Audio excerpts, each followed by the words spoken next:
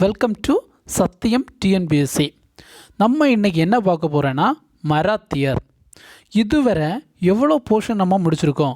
ஹிஸ்ட்ரியில் எவ்வளோ போர்ஷன் முடிச்சிருக்கோன்னா சிந்து சமவெளி நாகரிகம் முடிச்சிட்டோம். அதுக்கப்புறம் டெல்லி குப்தர், இரண்டாவது குப்தர், மூன்றாவது டெல்லி சுல்தானியம், அதுக்கப்புறம் நான்காவது தென்னிந்தியாவில் சமுதாய உருவாக்கம், ஐந்தாவது முகலாயர். சரியா? அப்படின்னா இதெல்லாமே அப்படியே இயர் வைஸில் கண்டினியூஷனாக வந்துக்கிட்டே இருக்கும். சரி, இனி முகலாயர் முடிஞ்சதுக்கப்புறம் என்னது? மராத்தியர். சரி, என்னது? மராத்தியர். அதுக்கப்புறம் மராத்தியர் முடிஞ்சதுக்கப்புறம் பாமினி அரசுகள். ஓகேவா? சரி, நம்ம இனி என்ன பண்ண போகிறோம்? மராத்தியர் பார்க்க போகிறோம். கொஞ்சம் நிறையவே இருக்குது, நம்ம இதை 2-3 வீடியோவாக பார்க்க போகிறோம். ஓகேவா? சரி, அதுக்கு முன்னாடி என்னுடைய வீடியோ பிடிச்சதுன்னா லைக் பண்ணுங்கள். சப்போஸ் எனக்கு ஆதரவு தரணும்னு நினச்சிங்கன்னா சப்ஸ்கிரைப் பண்ணிக்கோங்க.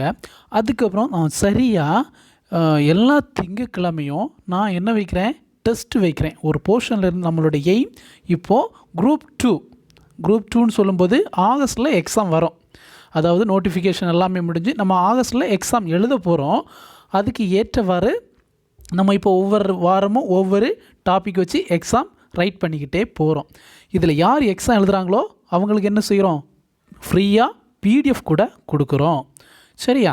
சரி, அதனால் என்னுடைய தேர்வு வீடியோ உடனுக்குடன் உங்களை கரெக்டாக திங்கட்கிழமை நைட்டு 9 PM உங்களை வந்து சேரணும்னா ஆல் நோட்டிஃபிகேஷனை கிளிக் பண்ணி வைங்க. நம்ம இப்போது என்ன செய்வோம்? கிளாஸ்க்குள்ளே போவோம். மராத்தியர். முதலில் முகலாயரின் வீழ்ச்சியில் மராத்தியர் பங்கு வைத்தனர். அதாவது இப்போது முகலாயர் அதுக்கப்புறம்தான் மராத்தியர் வர்றாங்க. சரியா? முகலாயருடைய ஆட்சி முடிஞ்சவுடன் அதுக்கப்புறம் வர்றது யார்? மராத்தியர். அப்படின்னா முகலாயரில் அடக்குனது யார்? மராத்தியர். ஓகேவா? சரி, 18ஆம் நூற்றாண்டின் மத்தியில் இந்தியாவின் மையப்பகுதியில் மராத்திய மாமன்னன் யார்? சிவாஜியின் தலைமையில் முகலாய படையை முடிவுக்கு கொண்டு வருவதில் வெற்றி பெற்றனர். அதாவது 18th செஞ்சுரியில் இந்தியாவுடைய மையப்பகுதியில், அதாவது 18th செஞ்சுரியில் இந்த முகலாய படையை அடக்குனது சிவாஜி. சிவாஜி யார்? இந்த மராத்தியர். ஓகேவா? தென் அதுக்கப்புறம் தஞ்சாவூரில் நாயக்க மன்னரின் ஆட்சி முடிவடைந்த என்னது? தஞ்சாவூரில் நாயக்க மன்னரின் ஆட்சி முடிவடைந்தவுடன் மராத்திய தளபதி யார்? வெங்கோஜி. மராத்திய தளபதி வெங்கோஜின்னு சொல்லும்போது சிவாஜியின் ஒன்றுவிட்ட சகோதரர், அதாவது சித்தம் பெரியப்பா அப்படி சொல்லுவாங்க இல்லை? அதுபோல் வெங்கோஜி தமிழகத்தில் மராத்திய ஆட்சியை ஏற்படுத்துவதில் வெற்றி கொண்டார். தமிழகத்தில் என்ன ஆட்சியை? மராத்திய ஆட்சியை ஏற்படுத்தியவர் வெங்கோஜி. சரியா? நல்லா தெரிஞ்சுக்கோங்க, வெங்கோஜி.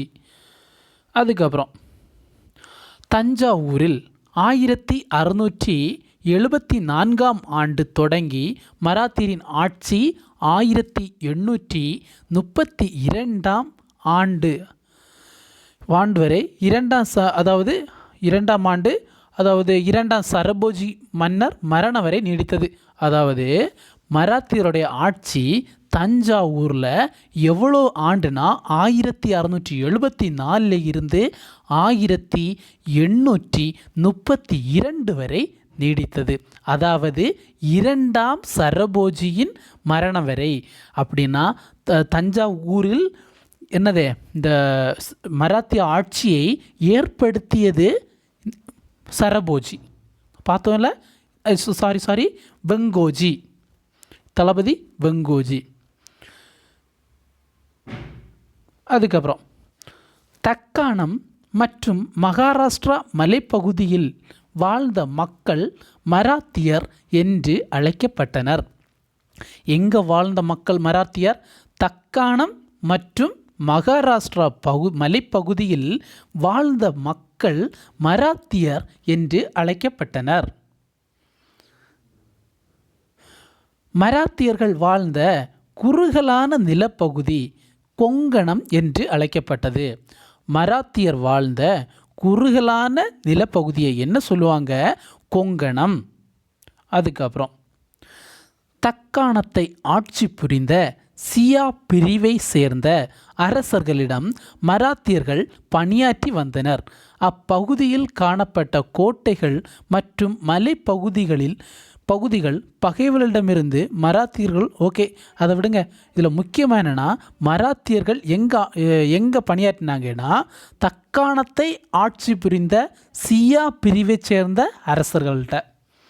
ஓகேவா? அப்பகுதியில் அதெல்லாம் வேண்டாம், இருந்தாலும் போட்டிருக்கேன் கதை போல் ஸ்டோரி போல் படிக்கிறதுக்கு. ஓகே, எங்கே தக்காணத்தை ஆட்சி புரிந்த சியா பிரிவை சேர்ந்த அரசர்களிடம் மராத்தியர் பணியாற்றி வந்தனர். அதுக்கப்புறம் கொரில்லா என்ற முறைசாரா போர் முறையை மராத்தியர் நன்கு அறிந்தனர். மராத்தியர் தெரிந்திருந்த போர் முறைக்கு பேர் என்ன? கொரில்லா என்ற முறைசாரா போர் முறையை மராத்தியர்கள் நன்கு அறிந்திருந்தனர்.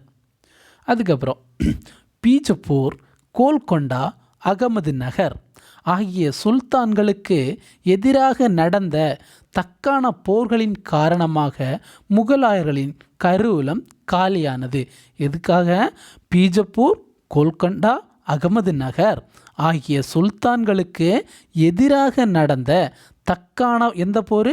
தக்கான போர்களின் காரணமாக முகல்ஸு அழிஞ்சு போனாங்க. ஓகேவா? இப்போ நம்ம படிக்கிறது மராத்தியர், அதாவது மராத்தியருக்கு முன்ன உள்ளவங்க முகலாயர். அப்படின்னா முகலாயர் எப்படி அழிஞ்சாங்கன்னு சொல்லியாச்சு. தக்கான பகுதியில் சிதறி கடந்த மராத்தியர் முகல்ஸ் ரெண்டையும் போட்டு குழப்பக்கூடாது. ஓகேவா? தக்கான பகுதியில் சிதறி கடந்த மராத்தியரை தனது தலைமையின் கீழ் ஒன்று திரட்டி சிவாஜி ஒரு வலுவான அரசை நிறுவினார். என்னதே? அதாவது தக்கான பகுதியில் சிதறி கடந்த மராத்தியரை ஒன்றா திரட்டி சிவாஜி ஒரு வலுவான அரசை நிறுவினார். அதாவது மராத்திய அரசை நிறுவினார். அந்த அரசனுடைய தலைநகர் எது? ராய்கர் தலைநகரமாக விளங்கியது. சிவாஜியுடைய தலைநகர் ராய்கர். சரி, ஃபஸ்ட்டு சிவாஜி போமா? சரி, 1627 ஆண்டு பூனாவிற்கு அருகிலுள்ள கோட்டையில் சாஜி போன்ஸ்லே மற்றும் அவரது முதல் மனைவி ஜீஜாபாய்க்கு மகனாக சிவாஜி பிறக்கிறாரு. எப்போ? 1627. சிவாஜியுடைய பிறப்பு 1627. பூனாவுக்கு அருகிலுள்ள கோட்டையில் சாஜி போன்ஸ்லே மற்றும் அவரது முதல் மனைவி ஜீஜாபாய்க்கு மகனாக சிவாஜி பிறக்கிறாரு. தாய் வழியில் தேவகிரியை ஆண்ட யாதவ மன்னர்களின் வழித்தோன்றலாகவும் தந்தை வழியில் மேவாரின் சிசோடியாக்களின் வழித்தோன்றலாகவும் சாஜி போன்ஸ்லே விளங்கினார். அது ரொம்ப முக்கியம் இல்லை, ஜஸ்ட் ஒன்று தெரிஞ்சுக்கோங்க. அதுக்கப்புறம் அகமது நகர் அகமது ஷாவின் அபிசீனிய அமைச்சராகவும் அகமது ஷாவினுடைய அபிசீனிய அமைச்சராகவும் முன்னாள் அடிமையாகவும் இருந்த மாலிக் ஆம்பூர் என்பவரின் கீழ், அதாவது சிவாஜியினுடைய அப்பா யாருக்கு கீழே வேலை பார்த்தாருன்னா அகமது நகர் இடம் அகமது ஷாவின் அபிசீனிய அமைச்சராகவும் முன்னாள் அடிமையாகவும் இருந்த மாலிக் ஆம்பூர் என்பவரின் கீழ் சாஜி போன்ஸ்லே சேவை புரிந்தார். அதுக்கப்புறம் மாலிக் ஆம்பூர் மறைவுக்கு பிறகு, இதெல்லாம் முக்கியம் இல்லைங்க, ஏதோ ஒன்று லைட்டாக பார்த்துக்கோங்க. முக்கியம் இல்லைன்னா நம்ம படிக்கும்போது டிஎன்பிஎஸ்சி பொறுத்தவரை எங்கே வேണമെങ്കിലും கேட்கலாம். அதனால் நம்ம நோட்ஸ் எடுத்தோன்னா ப்ராப்ளம் இல்லை. மாலிக் ஆம்பூர் மறைவுக்கு பிறகு அரசியலில் ஈடுபட்ட சாஜி போன்ஸ்லே அகமது நகர் முகலாயர்களால் இணைக்கப்பட்ட பிறகு பீஜப்பூர் சுல்தானிடம் தன் பணியை தொடங்கினார். ஓகே, அடுத்து பார்ப்போம். சாஜி போன்ஸ்லே துர்காபாய் என்பவரை இரண்டாவது மனம் புரிந்து கொண்டார். இது இம்பார்ட்டன்ட் இல்லை. இதனால் முதல் மனைவி ஜீஜாபாய்க்கும் அவரது மகன் சிவாஜிக்கும் தாதாஜி கொண்டதேவ் காப்பாளர் ஆனார். அதாவது என்னென்னா, சிவாஜியுடைய அப்பா இரண்டாவது மனைவி இரண்டாவது திருமணம் செய்தார். அதனால் சிவாஜி மற்றும் அவரது அம்மா ஜீஜாபாய்க்கு பாதுகாவலராக இருந்தது யார்? தாதாஜி கொண்டதேவ். தாதாஜி கொண்டதேவ். சரி. சிவாஜி சிறு வயது முதலே ராமாயணம், மகாபாரத கதைகள் மற்றும் புராணங்களை தனது தாய் மூலமாக கற்று உணர்ந்தார். சப்போஸ் என்னது இதெல்லாம் நம்ம இந்த சென்டென்ஸ் கொடுத்து ரைட் ஆர் ராங்னு கேட்பாங்க இல்லை, அதுக்கு இப்படிப்பட்ட கொஷின் எல்லாம் வரலாம். அதுக்கப்புறம் பக்தி பெண்மணியாக விளங்கிய இவரது தாய் சிவாஜியை நல்வழிப்படுத்தினார். அதுக்கப்புறம் சிவாஜியின் ஆசிரியரும் குருவுமான சிவாஜிக்கு ஆசிரியர் மற்றும் அவருடைய குருவுமான தாதாஜி கொண்டதேவ் குதிரை ஏற்றம், போர்க்கலை, அரசு நிர்வாகம் ஆகியவற்றில் சிவாஜிக்கு பயிற்சி அளித்தார். தனது 18வது வயதில், அதாவது 18வது வயதுன்னு சொல்லும்போது 1645, அதாவது சிவாஜி எப்போ பிறந்தார்? 1627 நினைக்கிறேன். ஓகேவா? 1645 இராணுவ பணியில் முதலடி எடுத்து வைத்த நேரத்தில் பூனாவுக்கு அருகே இருந்த கோண்டுவான கோட்டையை யார்? சிவாஜி கைப்பற்றினார். சிவாஜிக்கு குரு தாதாஜி கொண்டதேவ். அவர் என்ன செய்தார்? குதிரை ஏற்றம் சொல்லிக் கொடுக்காரு, போர்க்கலை சொல்லிக்காரு, அதுக்கப்புறம் அரசை எப்படி நிர்வகிக்கணும்னெல்லாம் சிவாஜிக்கு சொல்லிக் கொடுக்காரு. அதுக்கப்புறம் சிவாஜிக்கு 18வது வயதுன்னா நம்ம என்ன சொல்லுது, நம்ம +2 முடித்து ஒரு வருஷம் கழிஞ்ச உடன், ஓகேவா, அந்த சமயமே 1645 அவருடைய 18வது வயதில் பூனாவுக்கு அருகே இருந்த கோண்டுவான கோட்டையை சிவாஜி கைப்பற்றினார்.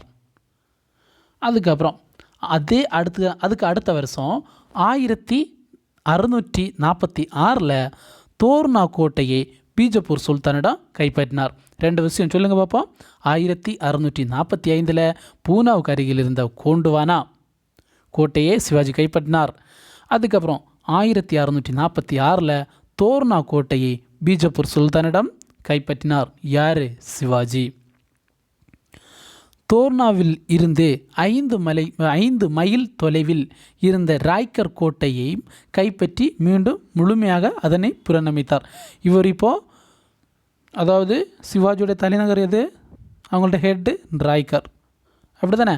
அதாவது 1645 பூனாவுக்கு அருகிலுள்ள கோண்டுவானா 1646 தோனார் கோட்டையை கைப்பற்றினார். அதுக்கப்புறம் அதிலிருந்து ஒரு 5 மைல் தொலைவில் உள்ள ராய்கர் கோட்டையும் சிவாஜி கைப்பற்றினார். அதுக்கப்புறம் 1647 தாதாஜி கொண்டதேவ், அது தப்பு, இல்லு கிடக்கு, தாதாஜி கொண்டதேவ் மறைந்த பிறகு தனது தந்தையின் நிலத்தை நிர்வகிக்கும் பொறுப்பை சிவாஜி ஏற்றார். 1656 முதல் சிவாஜி தனது இராணுவ செயல்பாடுகளை மீண்டும் தொடங்கினார். எதிலிருந்து? 1656 முதல் சிவாஜி தனது இராணுவ செயல்பாடுகளை மீண்டும் தொடங்கினார். சதாரா மாவட்டத்தில் ஜாவ்லி என்ற இடத்தை கைப்பற்றினார். சிவாஜி சதாரா, அதாவது 1656 சதாரா மாவட்டத்தில் ஜாவ்லி என்ற இடத்தை சிவாஜி கைப்பற்றினார். அதுக்கப்புறம் ஜாலின்னு இருக்குது, அது சரியா? ஜாவ்லி என்ற இடத்திலிருந்து மேற்கே 2 மைல் தொலைவில் பிரதாப்கர் என்ற புதிய கோட்டையை சிவாஜி கட்டினார். சொல்லுங்க பார்ப்போம். சதாரா மாவட்டத்தில் ஜாவ்லி என்ற இடத்தை எப்போ கைப்பற்றினார்? 1556. அதுக்கப்புறம் அந்த ஜாவ்லி என்ற இடத்திலிருந்து மேற்கே 2 மைல் தொலைவில் பிரதாப்கர் என்ற கோட்டையையும் கைப்பற்றினார். சரி, இனி என்னென்னா சிவாஜி மற்றும் பீஜப்பூர் சுல்தான். ஓகேவா, 2 இருக்கும்ல, என்ன நடந்தது அப்படின்னு பார்ப்போம். முகலாயர்களிடம் இருந்து, யாரிடமிருந்து? முகலாயர்களிடம் இருந்து எந்த ஆபத்தும் இல்லை என்பதால், அதாவது பீஜப்பூர் சுல்தான் பார்த்தான் நம்மளை முகல்ஸ் யாருமே என்ன செய்யலை, நம்மளை அட்டாக் பண்ண வரல. ஸோ நம்ம முகல்ஸை கண்டு பயப்பட வேண்டிய அவசியம் இல்லை. நம்ம என்ன செய்வோம், மராத்தியர்களை போய் அட்டாக் பண்ணுவோம் அப்படின்னு யோசித்தாங்க. சரி, மராத்தியர் மீன்ஸு சிவாஜியை. ஓகேவா, முகலாயர்களிடமிருந்து எந்த ஆபத்தும் இல்லை என்பதால் பீஜப்பூர் சுல்தான் சிவாஜி மீது தாக்குதல் நடத்த 1659 முடிவு செய்தார். அதுக்கப்புறம் ஆனால் வாஜி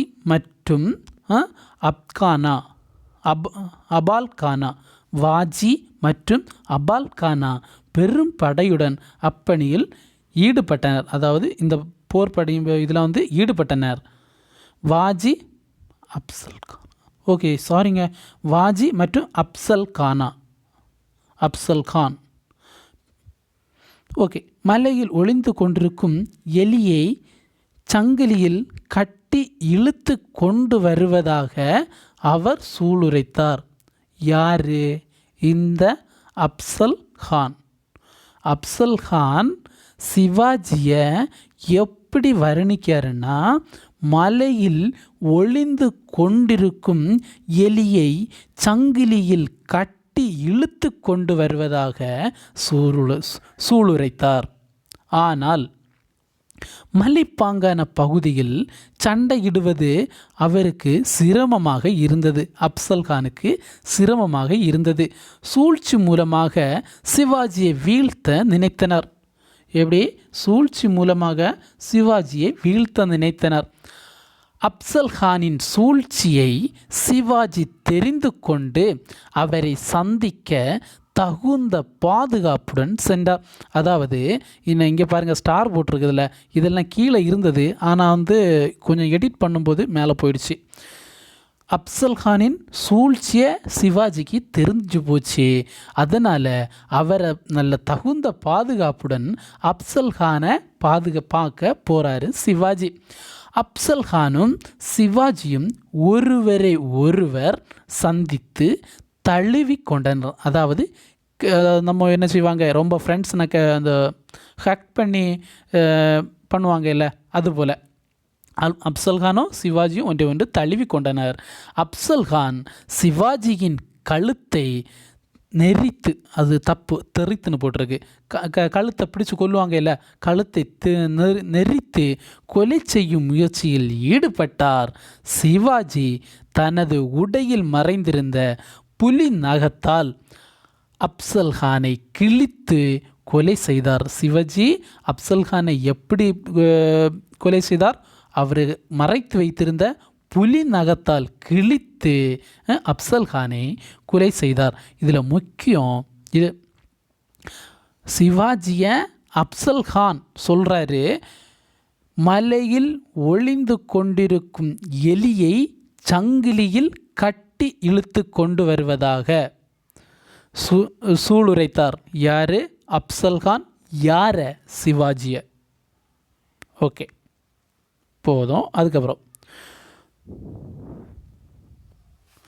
ஓகே, இன்னேரனா முகலாயர் மீன்ஸ்னால் முகலாயரும் சிவாஜியும் அப்படி.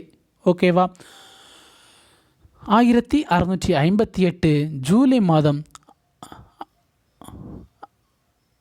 அதாவது முகலாயரில், அதாவது இந்த முகலாயரில் லாஸ்ட் எண்டு. ஓகேவா, அதுக்கப்புறம் வர்றது மராத்தியர். அப்படின்னா நம்ம இப்போ பார்க்கியது லாஸ்ட் எண்டை பார்க்குறோம். முகலாயரில் 1658. ஓகே ஃப்ரெண்ட்ஸ், முக்கியமாக சார் இது மராத்தியர் நம்ம இப்போ பார்க்குறோம். என்ன முகலாயருக்கும் மராத்தியருக்கும் என்ன சம்மந்தம்னு கேட்டுறாதீங்க. முகலாயர் முடிஞ்ச பிறகு மராத்தியர் வருது. ஸோ மராத்தியருக்கும் முகலாயருக்கும் இடையில் நிறைய சண்டை வருது.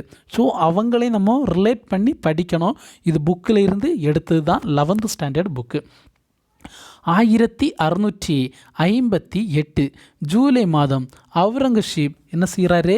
மாமன்னராக அரியணை ஏறுறாரு. சிவாஜியை அடக்குவதை முக்கிய நோக்கமாக கொண்டு 1660ஆம் ஆண்டு சைஸ்டகான் தக்காணத்தின் ஆளுநராக நியமித்தார். அதாவது அவுரங்கசீப்பு எப்போ அரியணை ஏறாரு? 1658. இதை நம்ம சிவாஜியை என்ன செய்யணும்? அடக்கணும். அந்த எண்ணத்தில் 1660 அவுரங்கசீப் சைஸ்டகானை தக்காணத்தின் ஆளுநராக என்ன செய்கிறாரு? நியமிக்கிறாரு. சிவாஜி ஒரு தைரியமான திட்டத்தை வகுத்தார். இரவு நேரத்தில் அந்த திட்டம் என்னன்னா, இரவு நேரத்தில் பூனாவுக்கு 400 படை வீரர்களுடன் திருமண குழுவினர் போல் சென்ற அவர் சைஸ்டகானின் இல்லம் மீது தாக்குதல் நடத்துகிறாங்க. புரிஞ்சா? அதாவது அவுரங்கசீப் 1658 அரியணை ஏறுறாரு. அதுக்கப்புறம் சிவாஜியை அடக்கணுன்னு 1660ஆம் ஆண்டு சைஸ்டகானை தக்காணத்தின் ஆளுநராக நியமிக்கிறாரு. அதுக்கப்புறம் இவங்க இப்படி சதி செய்கிறாங்கன்னு தெரிஞ்சவுடன் இந்த சிவாஜி இரவு நேரத்தில் பூனாவுக்கு 400 படை வீரர்களுடன் திருமண உறவுக்கு செல்லியது போல போனார். இதனால் 1663 டிசம்பர் மாதம் அவுரங்கசீப் சைஸ்டகானை தக்காணத்திலிருந்து திரும்ப அழைத்து கொண்டார். அவுரங்கசீப்புக்கு புரிஞ்சு போச்சு, இந்த சைஸ்டகானால் எந்த பிரயோஜனமும் இல்லை. எப்போ அழைக்கிறாரு? 1663 டிசம்பரில். இனி அடுத்த ஒரு ஆள் சிவாஜி மற்றும் ஜெய்சிங். இன்னி 2 பேர்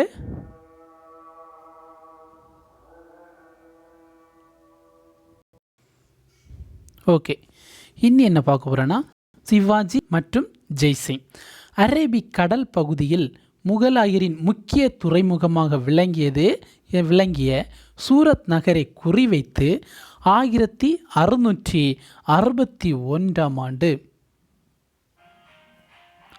61 இல்லைங்க 64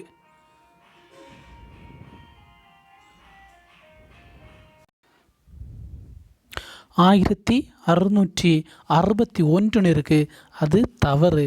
1664. ஓகேவா?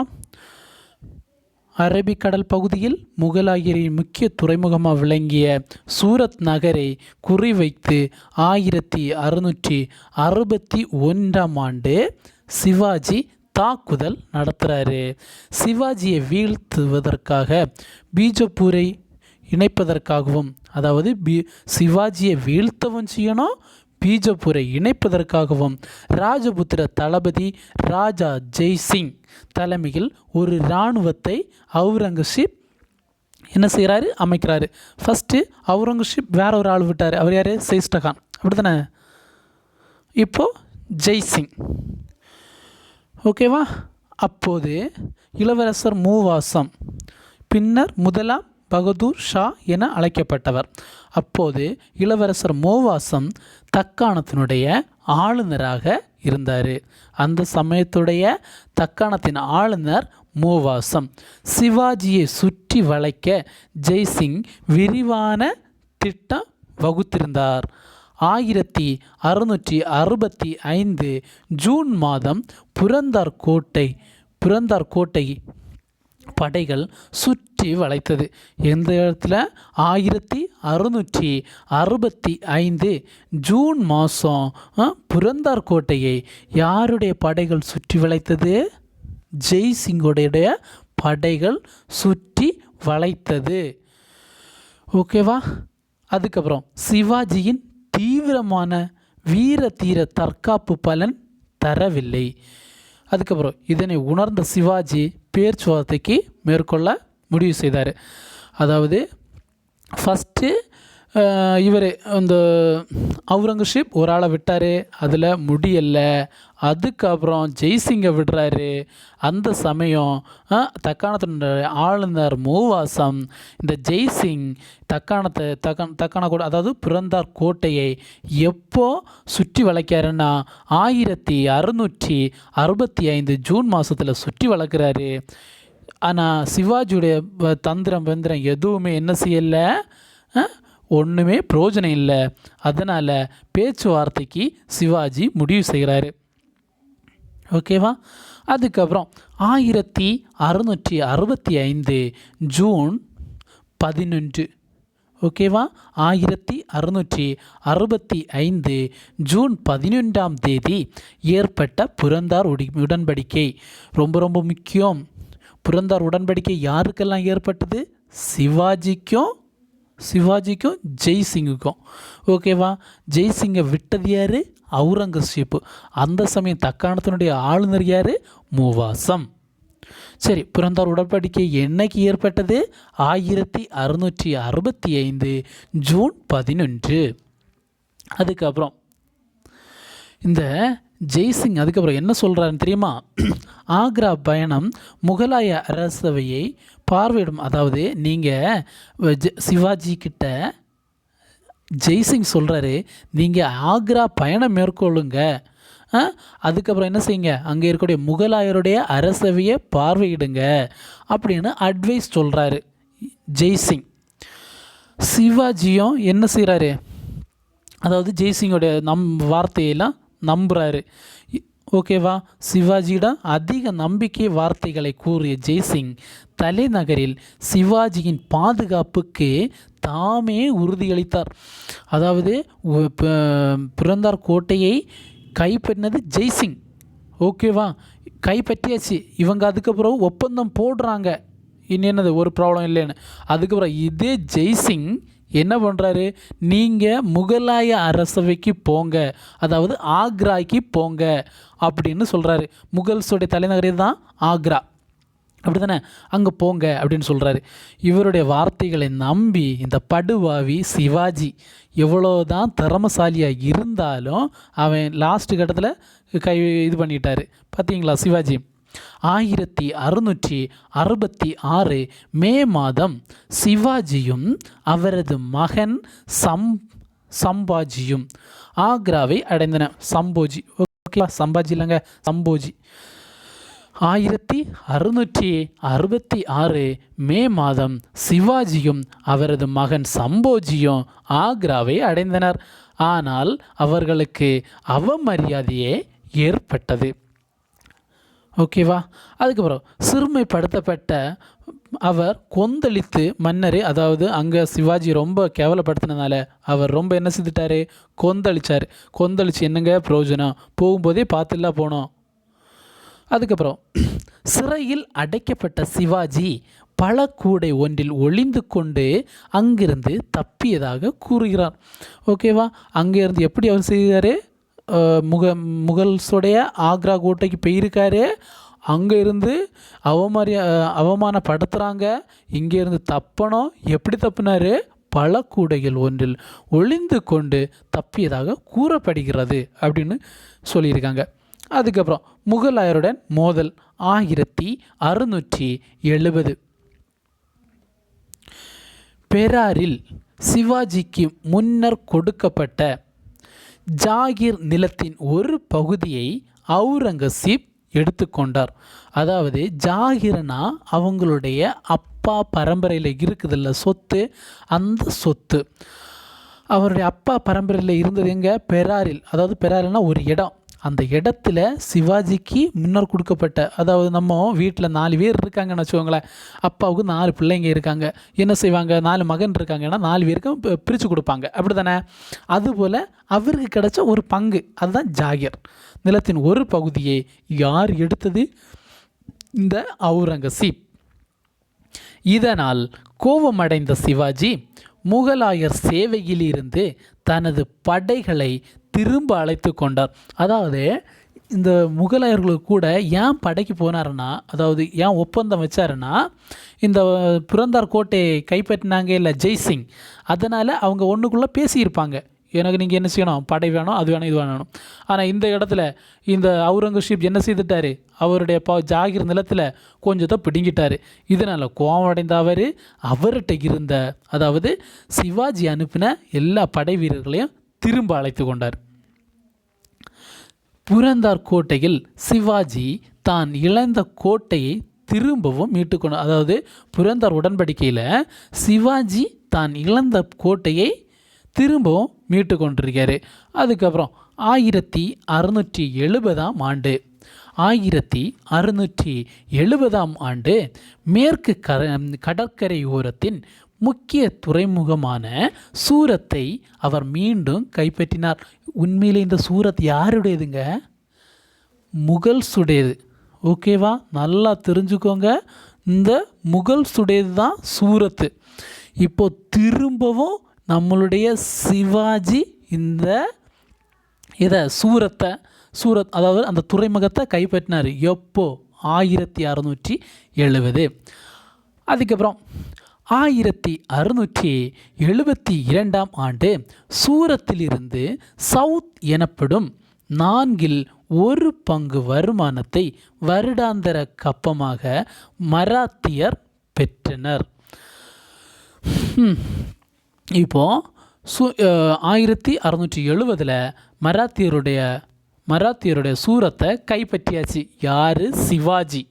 ஓகேவா? ஸோ அதுக்கப்புறம் 1672 அதே சூரத், அதாவது அவுரங்கசீப்போட சொந்தமான அவங்களுடையது. ஓகேவா, அதே இடத்துல இருந்து எனக்கு நீ என்ன தரணும், இந்த வாடகை தரணும். வாடகை மீன்ஸ் என்னது? சவுத் எனப்படும் 1/4 அவங்களுடைய எவ்வளோ வருமானம் வருதோ அதில் 4/1 வருடாந்திர கப்பமாக மராத்தியர் பெற்றனர், சிவாஜி பெற்றார். அதுக்கப்புறம் அரியணை ஏறுதல் முக்கியங்க. யார் அரியணை ஏறுறது? சிவாஜி. அப்படின்னா இவ்வளோ நேரம் அரியணை ஏறாமலா என்ன செய்தார்? இவ்வளோ நம்ம படித்தோன்னு கேட்காதீங்க, நம்ம லாஸ்ட்டு சிவாஜியை பற்றி லாஸ்ட் எண்டுக்கு வந்துட்டோம். சிவாஜியோடைய அரியணை ஏறுதல் எப்படின்னு பார்ப்போமா? ரொம்ப ரொம்ப முக்கியம்.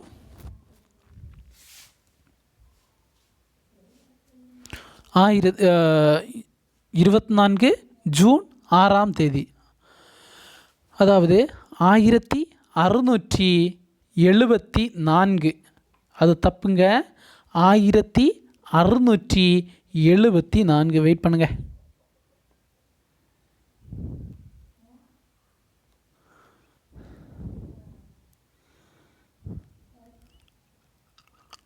ம்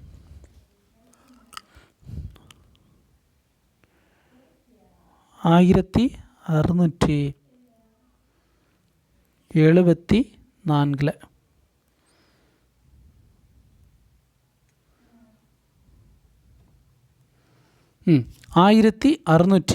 1674 ஜூன் 6 சிவாஜி ராய்கர் கோட்டையில் வேத முறைப்படி அரியணை ஏறுறாரு. அந்த 24 இருக்குல்ல, அது தப்பு. ஓகேவா? 1674 ஜூன் 6 சிவாஜி ராய்கர் கோட்டையில் வேத முறைப்படி அரியணை ஏறுறாரு. நீங்கள் இதை நம்பி படிக்கலாங்க. இது சப்போஸ் என்ன வரும், இந்த டைப்பிங் மிஸ்டேக் வரும், அது நான் உங்களுக்கு கரெக்டாக சொல்லித்தரேன். நீங்கள் அதில் நான் என்ன செய்யலாம், நான் உங்களுக்கு பேஜ் நம்பர் கூட கொடுக்குறேன், நீங்கள் அங்கே போய் பார்த்துருக்கலாம். சத்ரபதி என்ற பட்டத்தை சூட்டி கொண்டார். அவர் என்ன பட்டத்தை சூட்டி கொண்டார்? சத்ரபதி என்ற பட்டத்தை சூட்டி கொண்டார். தக்கான போர் முயற்சிகள். அதுக்கப்புறம் ஹெட்டிங்க தக்கான போர் முயற்சிகள். 1676 ஆண்டு தெற்கு பகுதியில் சிவாஜி தனது வெற்றியை துவங்கினார். 1676 ஆண்டு தெற்கு பகுதியில் சிவாஜி தனது வெற்றியை துவங்கினார். அதுக்கப்புறம் கோல்கொண்டா சுல்தானிடம் இரகசிய ஒப்பந்தத்தில் கையெழுத்திட்டார். கோல்கொண்டா சுல்தானிடம் ரகசிய ஒப்பந்தத்தில் கையெழுத்திட்டார். இதற்கு கைமாறாக சிவாஜி சில பகுதிகளை தருவதாக உறுதியளித்தார். தென் செஞ்சி, வேலூர் ஆகியவற்றை கைப்பற்றிய அவர் அடுத்திருந்த தனது தந்தை ஷாஹிக்கு சொந்தமான பகுதிகளை சேர்த்து கொண்டார்.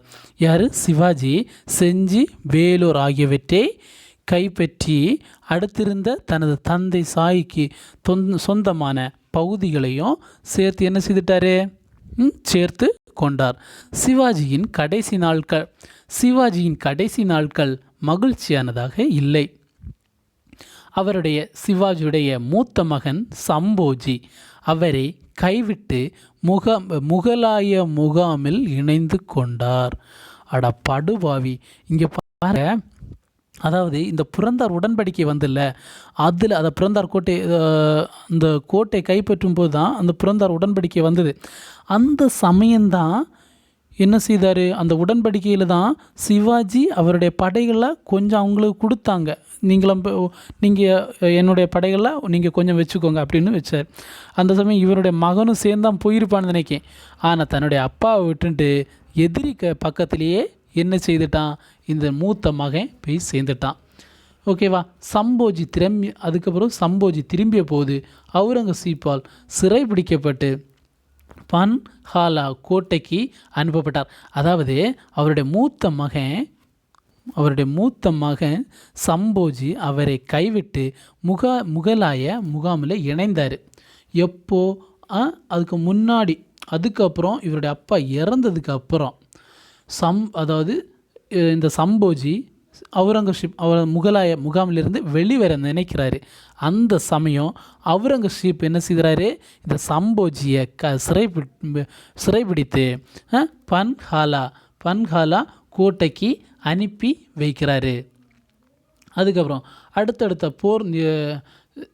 போர்கள் சிவாஜியின் உடல்நலத்தை பாதித்தது. ஓகேங்க. இனி அடுத்தது அவர் சம்போஜியை பற்றி பார்க்க போகிறோம். அவருடைய மகன். சம்போஜி. அப்படி நிறைய பேர் இருக்கோம். ஓகே ஃப்ரெண்ட்ஸ், அதாவது நான் ரொம்ப முடிஞ்ச வரைக்கும் நல்லா கஷ்டப்பட்டு எடுத்திருக்கேன். எனக்கு ஆதரவு தரணும்னு நினச்சிங்கன்னா ஒரு சப்ஸ்கிரைப் பண்ணி ஆதரவு தாங்க. திங்கட்கிழமை என்றைக்குமே என்ன வருது? கரெக்டாக 9 o'clock ஒரு தேர்வு வருது. யாரெல்லாம் தேர்வு எழுதுகிறாங்களோ அவங்களுக்கு இலவசமாக பிடிஎஃப் வழங்கி கொண்டு இருக்கிறோம். இந்த நோட்ஸ் பிடிஎஃப் வழங்கி கொண்டு இருக்கிறோம். நீங்கள் என்ன செய்யலாம்? நல்லா படிங்க. நல்லா நிச்சயமாக கம்மிங் குரூப் 2 எக்ஸாமில் வேலை வாங்கணும். அதுதான் நம்மளுடைய முதற்கட்டமான எய்மாக இருக்கணும்.